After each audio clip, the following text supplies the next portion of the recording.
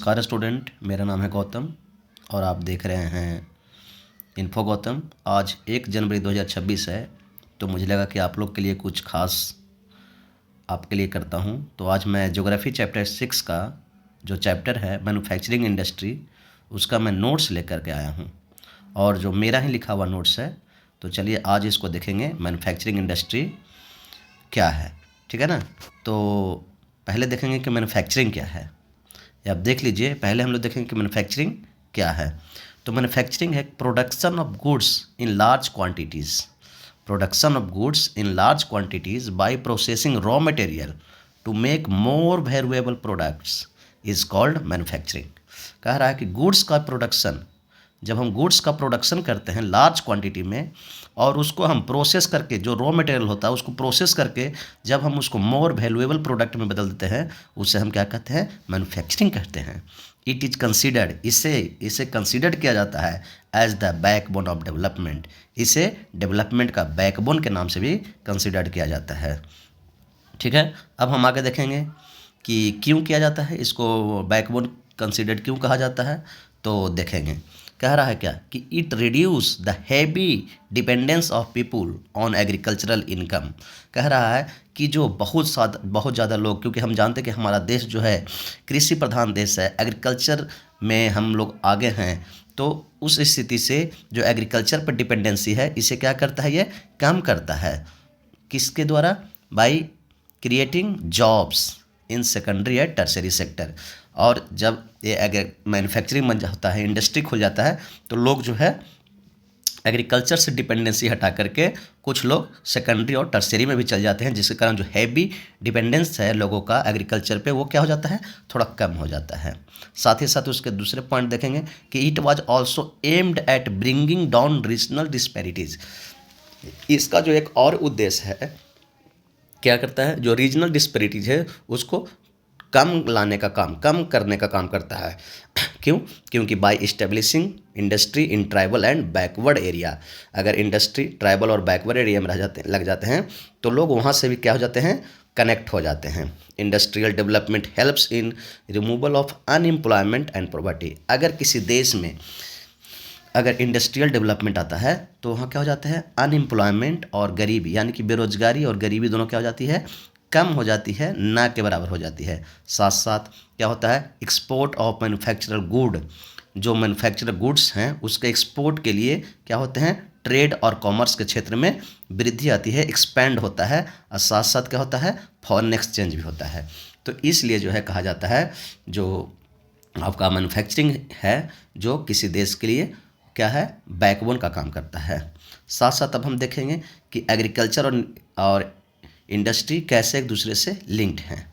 तो देखिए, एग्रीकल्चर और इंडस्ट्री दोनों एक दूसरे से क्या हैं, लिंक्ड है, ठीक है। वो कैसे लिंक्ड हैं देखेंगे। कह रहा है they move hand in hand. क्या करते हैं, ये दे मूव, दोनों साथ साथ चलते हैं, ठीक है ना। अगर एग्रीकल्चर है तो इंडस्ट्री का सहायता मिलता है, इंडस्ट्री को सहायता मिलता है, और अगर इंडस्ट्री है तो एग्रीकल्चर को भी मदद मिलती है। यानी कि दोनों, एग्रीकल्चर और इंडस्ट्री दोनों हैंड इन हैंड चलेंगे। Many industries like sugar, textile ETC depends on agriculture. कह रहा है कि बहुत सारे इंडस्ट्रीज़ हैं, जैसे शुगर टेक्सटाइल है या और भी कॉटन टेक्सटाइल है, ये सब रॉ मटेरियल जो है ये सब किस पे, एग्रीकल्चर पे डिपेंडेंट है, क्योंकि एग्रीकल्चर से ही प्राप्त किए जाते हैं। साथ साथ कॉटन हो गया, ये सब क्या है, कॉटन टेक्सटाइल, ये सब क्या होते हैं कि एग्रीकल्चर पर डिपेंड होते हैं। और कॉटन कहाँ, जब रॉ मटेरियल से जब फाइन कॉटन बन के आता है तो वो कॉटन टेक्सटाइल मिल द्वारा। इंक्रीजिंग एग्रीकल्चर एक्टिविटी और productivity, many industries product are use like fertilizer, irrigation pump, PVC pipe, tractors. कह रहा है कि अगर इंक्रीजिंग एग्रीकल्चर, अगर ज़्यादा एग्रीकल्चर एक्टिविटी को हम बढ़ाते हैं या ज़्यादा प्रोडक्टिविटी लाते हैं एग्रीकल्चर के क्षेत्र में, तो जिसके कारण इंडस्ट्री में भी प्रोडक्शन को बढ़ाना पड़ता है। जैसे फर्टिलाइजर इंडस्ट्री में बनेगा, irrigation pumps, PVC pipe, tractor, ये सब की ज़रूरत पड़ेगी, जो एग्रीकल्चर में क्या करेंगे, काम करेंगे। तो एग्रीकल्चर अगर होगा तो इंडस्ट्री के लिए सहायता होगा, और जब इंडस्ट्री होगा तो वो एग्रीकल्चर के लिए क्या करेगा, सहायता करेगा। साथ साथ अब हम देखेंगे फैक्टर ऑफ इंडस्ट्रियल लोकेशन। अब इंडस्ट्रियल लोकेशन कहाँ होना चाहिए या उसके लिए क्या क्या फैक्टर हैं, ठीक है। तो इसके लिए देखेंगे क्या क्या फैक्टर हैं इंडस्ट्रियल लोकेशन के। तो अब ऐसा तो है नहीं कि जहाँ मन तहाँ आप इंडस्ट्री लगा देंगे, उसके लिए एक अच्छा जगह होना चाहिए, स्किल्ड लेबर होने चाहिए, रॉ मटेरियल होने चाहिए। तो वही है, कह रहा है पहला पॉइंट है इसके जो पॉइंट देखेंगे, अवेबिलिटी ऑफ स्किल्ड लेबर, ठीक है ना। स्किल्ड लेबर के होने बहुत ज़रूरी हैं, साथ साथ रॉ मटेरियल का होना भी बहुत ज़रूरी है, साथ साथ मार्केट के अवेबिलिटी भी बहुत ज़रूरी है, ठीक है ना। इंडस्ट्रियल लोकेशन हम वहाँ इंडस्ट्री लगाएंगे जहाँ जो मार्केट के नज़दीक हो, जहाँ बिजली की सुविधा है, रेगुलर इलेक्ट्रिसिटी आए, साथ साथ कम्युनिकेशन संचार के साधन और यातायात के साधन हो, कम्युनिकेशन एंड ट्रांसपोर्टेशन दोनों होने चाहिए, और कैपिटल यानी कि पूंजी होना चाहिए इन्वेस्टमेंट करने के लिए। इंडस्ट्री लगाएंगे तो उसके लिए बहुत ज़्यादा से ज़्यादा क्या होता है, इन्वेस्टमेंट की आवश्यकता होती है। साथ साथ अब हम देखेंगे इंडस्ट्री को क्या किए हैं कि क्लासिफिकेशन किए हैं, क्लासिफिकेशन ऑफ इंडस्ट्री।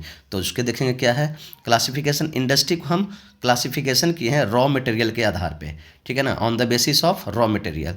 तो रॉ मटेरियल के आधार पे हम लोग क्या किए हैं क्लासिफिकेशन किए हैं। तो उसका हम पहले देखेंगे क्या है, तो उसका क्या है पहले कि आपका क्या हो गया एग्रो बेस्ड इंडस्ट्री, क्या हो गया agro based industry. Agro based industry क्या हो गया, एक होता है मिनरल बेस्ड इंडस्ट्री, एक होता है एग्रो बेस्ड इंडस्ट्री। तो ये पहले है एग्रो बेस्ड इंडस्ट्री, क्या है ये, तो एग्रो बेस्ड इंडस्ट्री उसे कहते हैं जो सोर्स ऑफ रॉ मटेरियल, ठीक है ना, source of raw material is used in agriculture product.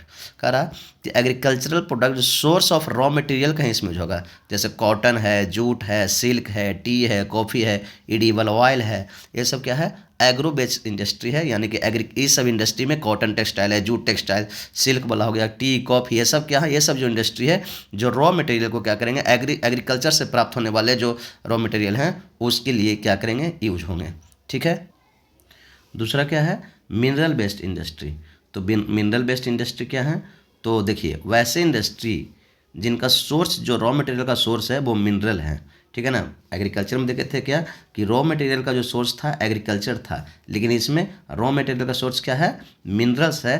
तो जैसे हो गया आयरन एंड स्टील इंडस्ट्री हो गया, ठीक है ना, सीमेंट इंडस्ट्री हो गया, एल्युमिनियम इंडस्ट्री हो गया, एल्युमिनियम फर्टिलाइजर्स के इंडस्ट्री हो गए, ठीक है, मशीन टूल्स पेट्रोकेमिकल, ये सब जो इंडस्ट्री है वो मिनरल बेस्ड इंडस्ट्री कहलाएंगे। यानी कि कॉटन जूट हो गया, jute textile, cotton textile, silk वाला हो गया आपका, ठीक है ना, टी कॉफ़ी, ये सब का जो है रहेगा इंडस्ट्री, तो उसको हम लोग एग्रो बेस्ड इंडस्ट्री कहेंगे। और आयरन स्टील से रिलेटेड, सीमेंट इंडस्ट्री, एल्युमिनियम, ये सब से रिलेटेड जो है पेट्रोकेमिकल इंडस्ट्री, ये सब से रिलेटेड रहा, उसे हम कहेंगे क्या, तो उससे हम कहेंगे मिनरल बेस्ड इंडस्ट्री कहेंगे, ठीक है। अगर देखते हैं फिर अभी तक यहाँ तक देखिए समझिए, और उसके बाद फिर हमें बताइएगा कैसा लगा आपको। फिर उसी तरह से आगे भी बहुत सारे हैं, आगे भी मैं वीडियो बना करके इस तरह से अपलोड करता रहूँगा।